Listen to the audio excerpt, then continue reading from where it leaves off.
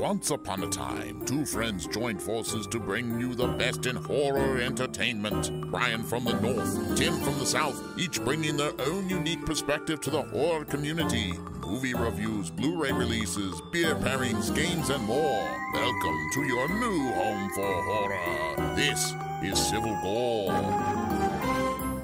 Hey there, everybody. Welcome to the Civil Gore Podcast. I'm your host, Tim. And this is Brian.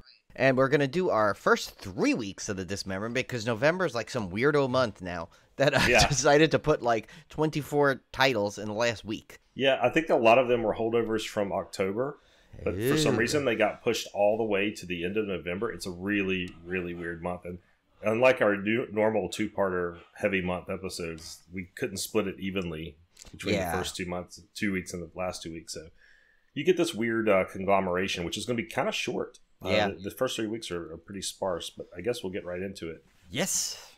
The first week, this is the week of November 7th, we have A Violent Night 4K re-release with a 4K steelbook. That's just a kind of an offhand mention there, because there's nothing new on that one.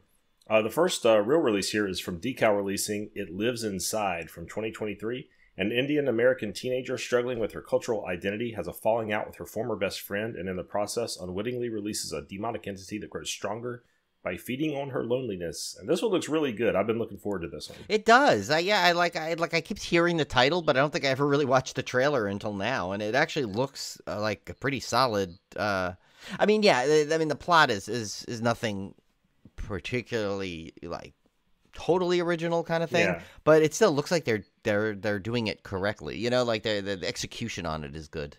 Yeah, I'm looking forward to this one. No extras on this one. Again, I will say, bear in mind for this month, we had an unusual amount of titles that I felt like they had not completed the extras on. Like it was kind of rushed. So even some of them even mentioned like extras to be determined. So as usual, anytime we say no extras, make sure to check on your pre-orders. There may actually be some extras, but they just weren't listed at the time that we recorded. So. Yeah, I mean, Tim's sources only can sometimes they don't update until like right before it comes out, and then by that point we've recorded already. So right, yeah, we can only do so much. So. Yeah. Next one. This one looks. I never even heard of this, and then this one looks so cool though. It's by Epic Pictures. It's called The Jester. From 2023. It says, after the recent death of their father, two estranged sisters find themselves being stalked by a malevolent being known as the Jester, tormenting the inhabitants of the town in Halloween. The town in Halloween? Yeah. Again, we don't edit these. It does. Like Tim wrote that it gave you Hellfest vibes. It did, because it looked like it was some kind of like Halloween like haunt fair, or festival or park or something. Yeah. And I don't know what this character, the Jester, is. He's kind of like, almost looks like a mix of you took the Joker and the guy from Black Phone, you know, the mask. Yeah, and the Black Phone, it definitely reminded me of Black Phone. Yeah, I actually the only reason I knew about this is because I'm in the art, the clown group on Facebook. Oh, me too, but I didn't see this in there. Somebody had posted one of their Halloween costumes, and they had dressed as this Jester guy, and they had dressed as Art. And I think it was somebody associated with the movie, because I think they had the actual mask. Oh, wow, that's cool. And I was like, ooh, that looks cool. And then when I saw this on the Dismemberment, I was like, oh, that's the movie they were talking about. So that was pretty cool. Nice. Yeah, I definitely want to see this one. Yeah, it looks really cool. Our final release this week is our pick of the week. Brian and I both picked this one.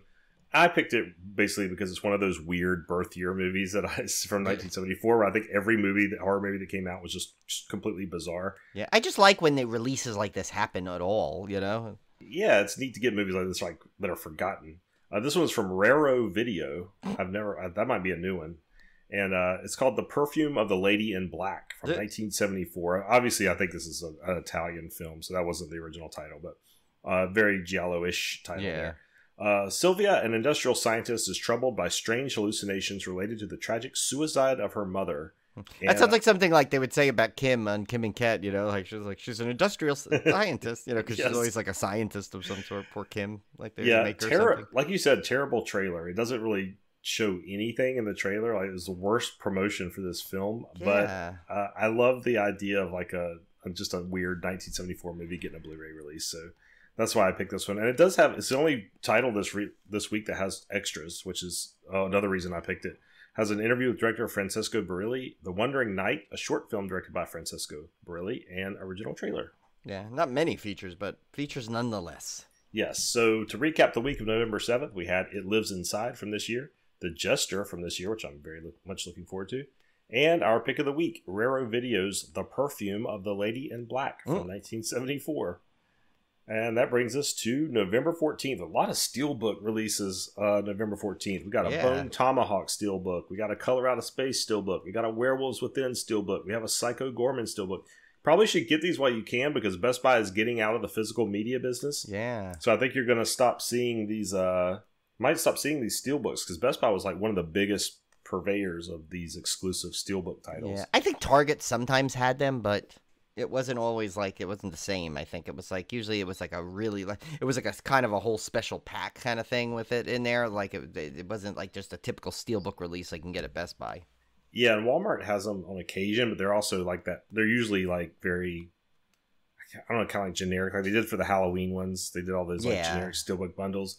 So I don't know how much longer, if you have that big a retailer getting out of the physical media business, how much longer are these publishers going to put out Steelbook exclusives for whatever? So is Best Buy going to still sell something on like DVD, Blu-rays online, or just all together? They're not going to have it. I'm not sure. I know my store in particular has been phasing out the physical DVDs for like forever, like months and months and months and months, if not years. So like we're down to like 2 shelves of them now. Yeah, so I mean, I saw it coming. I mean, I get why, because there's the in terms of the Blu-rays aren't as mainstream as they were, but as collectors will still like them, so there'll still be a market for these things. So like stores should at least Amazon will probably always have them, and so but it might bode well for like the smaller companies like the Cauldron Films or the Terror Films, that which we'll see later. I think that might be week 4 has a ton of like movies from Terror Films. They're the ones that are releasing Night of the Bastard, which I still have on that pre-order for that really cool special edition, but they're like behind because they're not a big company. So I think they're they're a little smaller and stuff, but like that's where the niche is going to go. I think you're going to be soon ordering strictly from like Vinegar Syndrome and Shout Factory, which is good in a way. It's good because even Amazon, I wonder if they're going to continue to keep having the same selection. I think they will because they'll just sell anything. But I mean, even them, sometimes they don't always have stuff. Like I tell that they don't have some of the Disney stuff sometimes. They don't have some of the really obscure special editions, or they do at a really high price because they've had to pay for it. So, I mean, it could be a positive in a way, and you could get like even more obscure, cool, collectible things, Well, I think also it's going to be like, you still to this day, it's very rare that you can get an audio commentary on a digital release. Yeah. And you almost never get any other extras besides an audio commentary, and that's even rare on itself. So it's like those generic special features they'll give you, like behind the scenes and like, yeah. I think you're going to get, I think the real collector's niche is going to be like these great sets that Vinegar Syndrome puts out, and Arrow puts out, and Mondo Macabro puts out that has all this weird, cool behind the scenes stuff that you cannot get streaming. That's where the collectors are going to go. I mean, I think that's where the market is today, really, for a lot of people, the people that collect physical media. I know for me, it's very rare that I buy just a completely bare bones disc unless it's one that I really want that just came out or whatever. But I usually love the collector's editions because I want all the extras. That's what I'm there for. I mean, I could watch the movie anywhere. I want the behind the scenes stuff and the commentaries and things like that. Yeah, and still, I mean, like it's like like the people like us, the collectors and the fans of like the 80s horror, it's like that box art is so important. So we like to display those things. So if you take that away and just and it's going to be all digital, yeah, you'll get people to watch stuff like that, but you're going to like I have a feeling people are not going to so much buy those digital movies per se like that at like a $20 price point. They're just not. They'll wait until it like drops to like a $5 price point, or they'll rent it maybe, or they'll wait till it's on one of the free streaming services. Like, and I think they're kind of misjudging that angle of this decision. I think if that's what they're basing it on, if they think people are going to spend the same amount of money on a digital copy, I think they're going to be mistaken. I don't think that market is like that there. Yeah, and if anything makes me feel good about physical media not dying completely, it's the vinyl record resurgence. I mean, it's like, they still, it's not, people think, oh yeah, I know vinyl records made a comeback. I'm telling you, there's 500 to 600 new vinyl albums released per week. Yeah. Unique titles, 500 to 600 a week, and that's just vinyl alone. I mean, it's a huge market, so it's going to be there is a pushback against digital only for people that like to have stuff in their hands. So yeah, I'm not too worried about physical media going away entirely, even with this whole Best Buy thing. And they may still sell them online, like you said. I don't know. So yeah. So the week of November 14th, first one up here is an old Civil War favorite. This is from Mundo Macabro. Oh, God, this is, trailer is unforgettable. You guys have heard this trailer. This is Dr. Caligari 4K. This is the 4K upgrade this time from 1989. The granddaughter of an infamous doctor experiments with hormone and shock therapies at her asylum for the insane. This is one of our all-time classic trailers. If you have not seen the trailer for Dr. Caligari, not the cabinet of Dr. Caligari, yes. Dr. Caligari, 1989. This is him sans cabinet. Yeah, go watch this thing. This is the one that has the famous Juice Dog line. I'm a Juice Dog, baby. This is a re-release in 4K. It has a new 4K restoration of the film. Audio commentary with writer-director Steven Sayadian. Interview with Steven Sayadian. Interview with Madeline Reynold, who plays Dr. Caligari. Interview with Laura Albert. Interview with Jerry Stahl, co-writer. Original theatrical trailer and isolated music and effects track. But yes, classic Civil War trailer.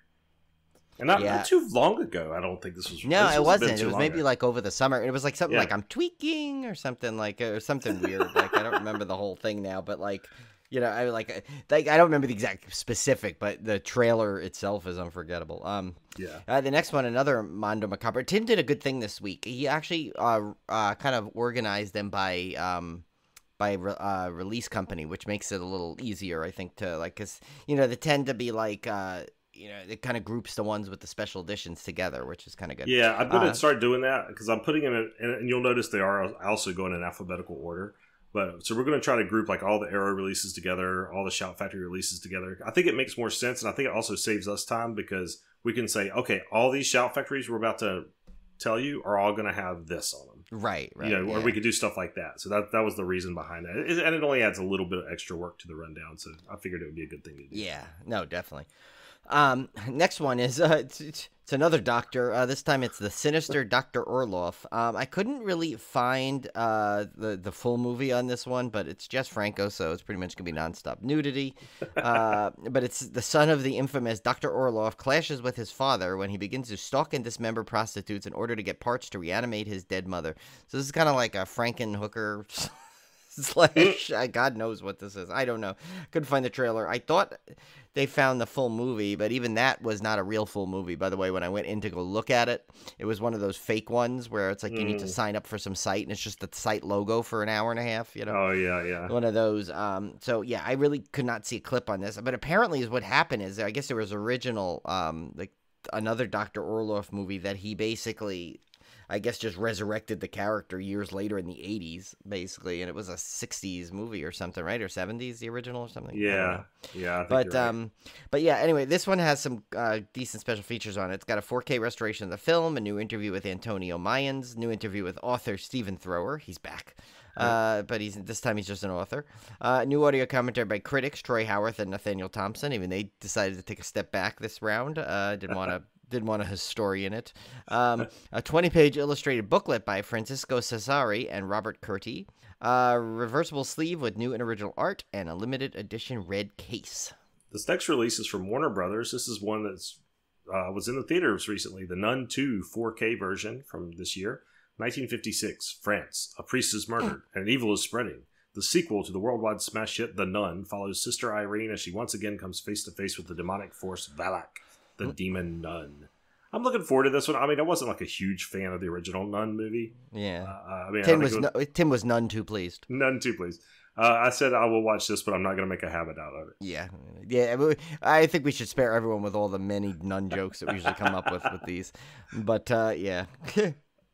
This one has a couple special features here: a Demons in Paradise featurette and a Handcrafter Nightmares featurette. And that's good because it comes now to our pick of the week, which we're in unison on once again. I think this week was a no-brainer. Yeah. This one is a release from Universal, and that's Duel in 4K now this time. It's 1971, of course. If you don't know the plot, it's while traveling through the California desert for a business appointment, David Mann passes a smoky tanker truck. A game of cat and mouse quickly escalates into a life and death battle between David and the unseen trucker, with their vehicles as weapons. And of course, this spawned years later many kind of duplicate movies of things like that. I mean, even just the true like one-on-one kind of full movie stalker genres of come down, like the one we saw Alone, remember, was like basically that kind of in the woods, you know. So this kind of spawned a lot of those in like I think the Joyride movies, right? And what was the other one? Breakdown, the Kurt Russell vehicle. No pun intended or pun intended. And you saw the precursor of Jaws in this too. Yeah, you did. Yeah, so this was cat and mouse stuff. Yeah, so this was a pretty important film. This is one I definitely need to add to the collection eventually. It's This one, it's got some good features on it here. It's previously restored in the 4K, from the original camera negative, original TV version of the film in a 1:33:1 ratio.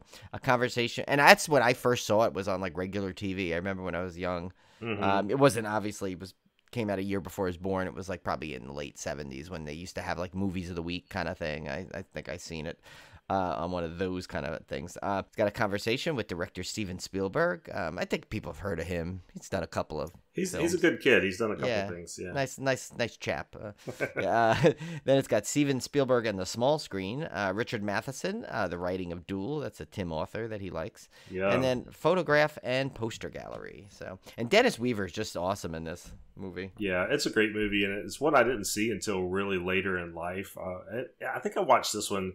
I think the first time I watched this one was in the 90s, well, late 90s when DVD came out. I think is when I first watched it. But it's a great one, and definitely a very important film from Spielbergian standards. Yes. It basically really launched his career. All right, so November 14th, I guess I'll recap this real quick. We had Dr. Caligari from 1989, The Sinister Dr. Orloff from 84, The Nun 2 4K from 2023, and our pick of the week, Duel 4K from 1971. Brings us to our last week that we're going to cover this episode. We'll be back with a huge week for November 28th. But for November 21st, we're going to have a couple more steelbooks. We have a Resident Evil 4K Complete Collection steelbook, which is kind of interesting. You don't usually see a complete collection in steelbook form. Yeah. And then we have just a 2-movie. I don't think this is a steelbook. I think this is just a 2-movie twin pack of Train to Busan 4K. Which by far is still, I think, I mean, next to possibly the Night of the Living Dead, is probably the best zombie movie ever made, in my opinion. Yeah, and then the sequels, prequel, or whatever, which I'm now like blanking on the name of. It's Peninsula. Peninsula, yeah, there you go. So that's the 2 in that pack. Yeah, which was okay, just not the same tone as the definitely more kind of like a action escape movie. You know, it didn't quite have the same. I mean, it had some of it, but it didn't have the quite heart as the first one, which is still like just an absolute classic. That's like early, like that was one of our first dismemberments ever when it was still in the original show. I still remember you reading it. We had Amanda on. That was the episode. It was our Jaws episode, which is funny. You mentioned early. We mentioned the Duel and how this was a precursor to Jaws, because I remember you were like Train to Busan, and like Amanda was like, "Where's Busan?" You know, it was like, yeah, I remember. Yeah, I remember covering that for. I think we covered it in a show at some point. Yeah, it was just, if you have not seen it yet, because you know you're kind of zombied out or whatever, don't. This is one to make sure you see, though. And American remake coming out too. I'm really not looking forward to it, because I don't think it's going to be done well. No, I'm sorry, it's just not going to be done well. Same with they're doing the, what was it? See No Evil. That one, it's not going to be. And the Blumhouse is doing a version. What was Blumhouse doing? Something. Yeah, they're gonna pull so many punches. It's not gonna be. I don't know what the word is. I mean, don't get me wrong. I love Blumhouse. I love what they've done to the industry. It's just there's certain movies will not translate well here. It won't work. No. That's one of them. Go see the original. Trust me. I mean, and the thing is, I'll probably watch it, but I'll feel like I'll hate watch it. Oh, I'm definitely gonna hate watch it. I feel like that could be a round table. I can't leave my bias at the door. Because I know all of us have seen that movie, like all in our little group here that does the round tables. We've all seen the original and all had our opinions on it. So I think that might be an interesting round table one to see. Maybe we'll do like a double round table. We'll watch them both kind of thing and discuss and compare, and that'll be that'd be a fun episode. All right, so our first release for November 21st is this kind of big box set from Full Moon. This is the Euro Scene Collection Volume 1, 1984 to 1994. This is kind of interesting. To honor our long storied history with Euroscene, Full Moon has resurrected Wizard Video and collected 6 stunning films together on 6 Blu-rays packed into one deluxe Wizard big box. See Sybil Danning pulverize her enemies in Panther Squad. Jess Franco turns his eye to action with Countdown to Esmeralda Bay, Night of the Eagles, and Downtown Heat. The stylish and unnerving Angel of Death has Franco sharing directorial duties with Burial Ground legend Andrea Bianchi. Bianchi goes solo for the insane Chuck Connors slasher chiller Mania Killer. I really want to see that one. Yeah, well, because Chuck Connors was so good in Tourist Trap. Oh, so I know. Yeah, I love Chuck Connors. This one has This one again. This is one that the features were not finalized when I wrote this. But disc 1 is Angel of Death from '85. Disc 2 is Night of the Eagles from '89. Disc 3 is Mania Killer from 1987. Disc 4 is Panther Squad from 1984. Disc 5 is Downtown Heat from 1994. Disc 6 is Countdown to Esmeralda Bay from 1990. There's a postcard set for all 6 films, and it says plus more great features. So I'm sure there's going to be plenty more packed onto those discs. Yeah, and it's funny because just by the titles you could tell it's one of those. They're all gritty horror films. I don't know why. I just feel and some of them may not be completely horror. I think there's some like action, crime stuff sprinkled in there too. But the Mania Killer, Downtown Heat, that sounds like a crime thriller or something. Yeah, but the Mania Killer alone was enough to put it in the Discmemberment with the Chuck Connors slasher. So yeah, Chuck Connors had a good little horror run there. Yeah. Next one, of course, is a huge release from Lionsgate, and that's Saw X or Saw 10. John Kramer. This is John Kramer. Tobin Bell is back. The most disturbing installment of the Saw franchise yet explores the untold chapter of Jigsaw's most personal game, set between the events of Saw 1 and 2, which is kind of neat. But they always do that. The Saw series keeps going back. That's how they keep resurrecting John Kramer, essentially. Exactly, yeah. They just keep finding little niches of him to come back, like little untold stories, which in a way is kind of a cool way to keep the franchise going, instead of just saturating it with ridiculous reasons why someone like the antagonist is coming back, yeah, anyway, so set between the events of Saw 1 and 2, a sick and desperate John travels to Mexico for a risky and experimental medical procedure in hopes of a miracle cure for his cancer, only to discover the entire operation is a scam to defraud the most vulnerable. Oh, you don't want to do that to John Kramer. No. That's bad. This probably set him off he's already bad at this point, but now he's this probably spawned him for the next bunch of movies. I mean, he'll kill you for filling out a form wrong on your insurance policy or something. I know. Or chuckling at someone tripping in the street, Yeah. It says, armed with a newfound purpose, the infamous serial killer returns to his work, turning the tables on the con artist in his signature visceral way through devious, deranged, and ingenious traps. Yeah, I thought I was done with this franchise. I've said again, I'm tired of. After Jigsaw, I was like, I'm done. I'm tired of this. But the good reviews on this one, man, I'm actually excited to see this one now. Yeah, and Spiral, kind of wasn't as good as I hoped either. It was good. Yeah. It was okay, but so this will be. I'm definitely looking forward to seeing this since we missed it in the theater. It's got some good features too. Audio commentary with director editor Kevin Grutert. Cinematographer Nick Matthews and production designer Anthony Stabley. Reawakening multi-part, making of documentary. I want to play a game, bleeding new life into the saga. This time it's personal, characters and casting. Another time, another place, locations and cinematography. There will be blood. Production design and makeup. Leave nothing to chance. Post-production. Live or die, release and legacy. So basically, if you capture what they're doing is they're kind of giving little documentaries on all the different aspects there. Drawing inspiration, illustrated scene breakdowns with director editor Kevin Grutert, makeup department trap tests, deleted scenes, and the theatrical trailer. That's a pretty good amount of extras for a new release like that. I know, and Lionsgate is not known for their extras either. Yeah, that's kind of encouraging. Next up, we have from Media Blasters, Ninja vs. Shark. Jeff Whitmire, where are you? I know. This is all him. This one was from this year. Blade vs. Teeth. In a remote village during Japan's Edo period, bloody body parts of pearl divers are mysteriously washing up on the beaches. To obtain eternal youth, Koshiro, the mastermind behind the Crimson Devil clan, uses his magical occult powers to navigate and command the sharks of the sea so he can steal pearls from the local villagers. I don't know what to say about this whole trailer. What can you? I mean, it's ninja version. It's pretty self-explanatory. It's pretty self-explanatory, yeah. This one, again, another with the kind of the weird extras summary here. It says, extras include behind-the-scenes interviews and the movie's premiere screening in Japan. So no detailed breakdown there of extras. Yeah, I'm sure there'll be more. So then we have one more before the pick of the week, and that is Scream Team releasing sequel, Cruel Summer Part 2, 2022. And I forgot there was the first Cruel Summer. It says, heeding the advice of medical professionals or traumatized survivors of a deadly vacation house massacre, try to confront their own personal demons by organizing a stage production of their harrowing experience. But familiar faces back for revenge, and determined to make sure these unsuspecting actors fade to black before their time. Ha ha ha. This looked very meh. Yeah. This one kind of did. This one didn't really grab me, but I haven't seen the first one either. So this one, this next release here is our pick of the week. Both Brian and I picked this one, and it's another one of those great box sets, but not from somebody you would expect. This one was from Powerhouse Films. Usually I would expect something like this to come from Synapse or Arrow or Vinegar Syndrome or one of those guys. Yeah, what's the other one oh my god, the one that does those the Peter Cushing Severin films. Severin. Yeah, they're the ones that do that. Yeah, those great, and those Christopher Lee sets we have and stuff like that. But this one looks really good. This is The Criminal Acts of Todd Slaughter, 8 Blood and Thunder Entertainments from 1935 to 1940, which is a very early time period.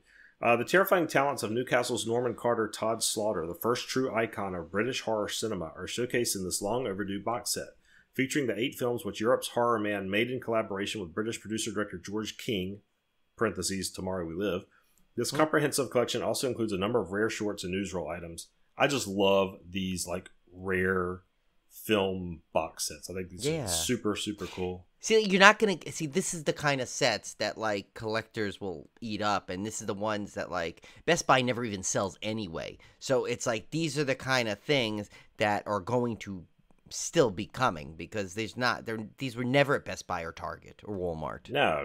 So you're so people that are panicked that you're not going to get these kind of sets, obviously you're still getting these sets because companies know their audience. Yeah, so they'll sell them direct, and those guys are great, like Vinegar Syndrome. Anytime I've ordered something directly from these companies, they're fantastic. And they're open. I think they opened up another couple of stores, actually, like brick and mortar stores. I think there's one in Colorado I saw. There was one in Connecticut, the one I never got to. But then I think there's another one I saw somewhere else that's about to open up. I think they showed on their site. So, cool. All right, so I got a big extras list. Brian's going to go through some new film historians that we came across. And some old faces, familiar faces. So we had new 2K restorations of Maria Martin, or The Murder in the Red Barn, Sweeney Todd, The Demon Barber of Fleet Street, The Crimes of Stephen Hawke, It's Never Too Late to Mend, The Ticket of Leave Man, and Crimes of the Dark House from original 35mm nitrate negative elements. What is Leave Man? I want to know what that is. Yeah, I don't know. 2K restoration of Sexton Blake and the Hooded Terror from a 35mm dupe positive. High definition remaster of The Face at the Window, and an audio commentary with film historians Josephine Botting and Vic Pratt on Maria Martin, or Murder in the Red Barn. Yeah, so Josephine Botting's a new one, Tim. Yeah, this is interesting. Yeah, I looked her up. Apparently, they nicknamed her Jobot for her uncanny amount of recall of historical film events. She also has a unique set of skills, if you didn't know, of being able to recall every time down to the second where Vincent Price said, "My dear," on film. So awesome. That's a good one. That's actually a good, like that's a positive film historian. Yeah, I think that's impressive. Jobot. That's a cool nickname and everything she's got. And then Vic Pratt we've had before, because he wasn't. Remember, he started off not a historian, but now that he is, he used to host that film show called with Will Fowler on their University Public Access channel called Fowler and Pratt. How about that? Yes. And the show has been, it was buried deep on the dark web though, and now is the stuff of myths. So you got to look deep in there to try and find that. I love the theme song too for that one. Yes, that was a good one. Audio commentary with critics and authors, not historians. Stephen Jones and Kim Newman on Sweeney Todd, The Demon Barber of Fleet Street. Audio commentary with critics and authors David McGillivray and Kim Newman on The Crimes of Stephen Hawke. Audio commentary with our friend again, film historian Josephine Botting, and podcaster Dave Thomas on The Ticket of Leave Man. Now, it's not the same Dave Thomas, I assume, from from Strange Brew or Wendy's, right? Neither one. It's neither of those Dave Thomases, right? Imagine if they got the Dave Thomas from Wendy's, like an archival interview. And back in the day, if he was still alive, I bet you now he would be, because he was always in his commercials. So I wouldn't be shocking if he did it by now. He would have done his own podcast. Yeah, you're right. He'd probably be talking about baked potatoes a little too much, but still, I could see that. Yeah, and why their patties are square because they never cut corners. Yeah, exactly. See, and then he'd talk about his Frosties, and it's like, I don't know. Speaking about that, his the whatever that gingerbread that Christmas Frosty is coming back. I didn't get a chance to try the pumpkin spice frosting. I didn't either, but Ken made it sound so unappealing that it kind of lost interest. Everybody was talking about how it tasted like a pumpkin candle from the Dollar Tree melted down into ice cream form. And I was like, I don't know if I want to try that. Yeah, and there was plenty of Tim and I said we kind of weren't as much into get into as many pumpkin things as we normally get into. I think because a lot of it has been repeated. There wasn't much. Like new developments in the world of pumpkin spice this year, so we kind of just grabbed our old favorites. So we probably just didn't talk about it. It's probably more like a subtle, like almost like blind force of habit of just grabbing the certain pumpkin items. But continuing on here, new audio commentary of critics and authors Stephen Jones and Kim Newman on Sexton Blake and the Hooded Terror. Audio commentary with film historians Kevin Lyons and Jonathan Rigby on The Face at the Window. So Brian, remind us who Kevin Lyons and Jonathan Rigby are. Yeah, so he was the one that he hosted the movie review show in college on the campus radio station called Inside the Lion's Den, and he's also the heir to the Lions restaurant chain. And of course, the coolest thing is when he gets together with John J. Johnson, Alan Barnes, and Jonathan Rigby, who we're about to mention as well, play golf. He insists they call themselves the Fantastic Four, F-O-R-E. That's great. So yeah, that's one of my all-time favorites. Actually, I have to say, it's such a signature thing out of my obscure brain. Then, of course, Jonathan Rigby, he is related to Kathy Rigby, the famous Olympian and Peter Pan portrayer. However, that's where the similarities end because Jonathan hates gymnastics and Peter Pan. And then, of course, he's part of the Fantastic Four. So, that's good stuff. I think my favorite film historians is the shows like the cable access shows they used to be on, and it's always a pun name. Those are hilarious. I know this is a little bit of a tease, but if we ever decide to go down the road and do a Patreon, that could be a really like high level perk where we recreate one of these shows, so to speak. Like, God. like these. How fun would that be? Well, I'm already thinking if I love how Fox and the Foxhound, my brother's podcast with the Harry Potter podcast. Yes. For their patrons, they always do something with their names. Like they say, okay, like at the end of the show, your brother's a whiz at that. Yeah, like every Patreon member will be like, okay, I'm going to tell you like what cereal you would be. And they'll have like a cereal form. Like I could totally imagine if one of our Patreon perks is you would get a film historian description for your name. Like we would turn you into a film historian. I think that would be epic. I almost want to make that a low tier, like a regular tier, just because like the lowest tier if we do it, because that'd be too much fun for us. And the funny thing is, your brother literally, sometimes he will rehash the same joke. And it's funny every time. Like Breanne Brown, and it's always like something with the Cleveland Browns. It's great. Yeah. Yeah, and like how Cody always gets tied back to us. Yeah.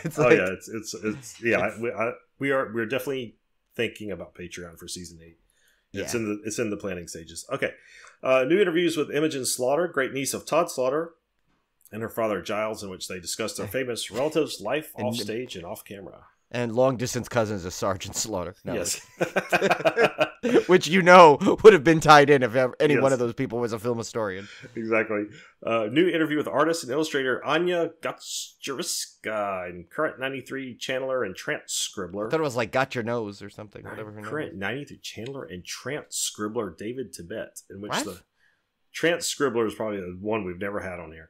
What is that, though? Yeah, I was like, will they get possessed and do automatic writing or something? I don't know. Oh, yeah. That's the, what's her face does that? Cindy Kaza on the Holzer Files used to do that. Oh, okay. When she'd sit with the notebook and she'd just go... Yeah. And she'd come up with these things that always look... I don't know, I'd always laugh because her expression on her face as she was doing it. And then she'd like go... and then read it afterwards. And my God. It cracked me up. So this is in which the pair delve into their long-term obsession with the life and work of the first British villain. Stephen Thrower on Todd Slaughter, the author and musician, dissects the great actor's multiple villainous incarnations. So Stephen Thrower is a musician now? This guy does everything. He does everything. Everything. The Todd Slaughter Repertory Company, video essay on the regular players from Slaughter's feature films. Maria Martin and Sweeney Todd radio plays, newly remastered from the original 78 RPM shellac disc. Ooh, this is cool. These original recordings are presented with optional newly recorded Current 93 scores. 1932 radio plays, that's neat. Yeah. London After Dark, 1926. First known film footage of Slaughter captured on stage at the Elephant and Castle Theatre, presented with optional newly recorded Current 93 score.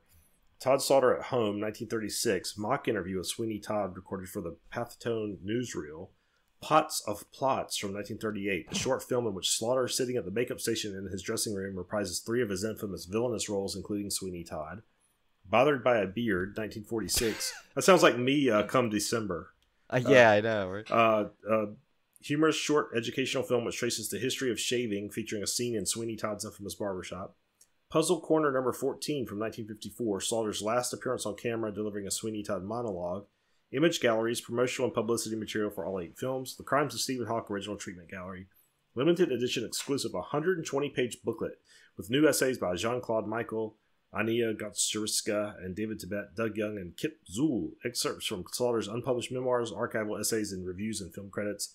World premiere on Blu-ray and limited edition box set of only 6,000 numbered units for the UK and US. So Wow. if that's not worthy of a pick of the week, I don't know what is. No, it is. And by the way, in that limited edition book, if you rip out every page but the last one that Kip's on, it's only Zool. So this one is another fairly short week. We had the Euroscene Collection Volume 1 from Full Moon, which is some six kind of films that Full Moon partnered with Wizard Video and Euroscene to release. Lionsgate's Saw X 4K, Ninja vs. Shark from Media Blasters, and sequel Cruel Summer Part 2 from last year from Scream Team. Our pick of the week was Powerhouse Films, The Criminal Acts of Todd Slaughter, 8 Blood and Thunder Entertainments from 1935-1940. Great box set with tons of cool extras in there. Yeah. It's almost like one of those ones you almost want to buy even if you have no idea what any of these films are, because it's like one of those like great showpiece. It's bound to be entertaining. I can't imagine these are not completely entertaining, so definitely. Yeah. I'm surprised there's not as more historians on there, in all honesty, with the way this is like pure film history in a box. I mean, yeah. And by the way, I know this one hasn't been as funny this week, but like, trust me, the last week has some doozies in it. Oh yeah, that will provide all the entertainment that this lacked. Plus, Brian and I are like running on empty. Like, as you'll find out in our regular episode, or as you have already found out, since you'll be listening to that before this one. Today was an exhausting day for me, so bear with us, and we'll be back here before the last week of November to give you the big rundown post-Thanksgiving of all the new releases heading into the holiday season. So, the last week of November up first, and then we'll have our full December Discmemberment coming shortly thereafter. So we'll see. And we got a bunch of fun stuff trying to be planned in the next month and a half here. So keep tabs on our social media, as always, for announcements. We got pairing up with Jeff Whitmire for something that if you've been kind of following the social media with him, you might have already seen it. But we're kind of teasing a cool watch party kind of thing. But we're leaving some of the details which we're planning behind the scenes under wraps, which is going to be could be pretty epic, I think. Yeah. All right, guys. We'll see you back here soon. See ya.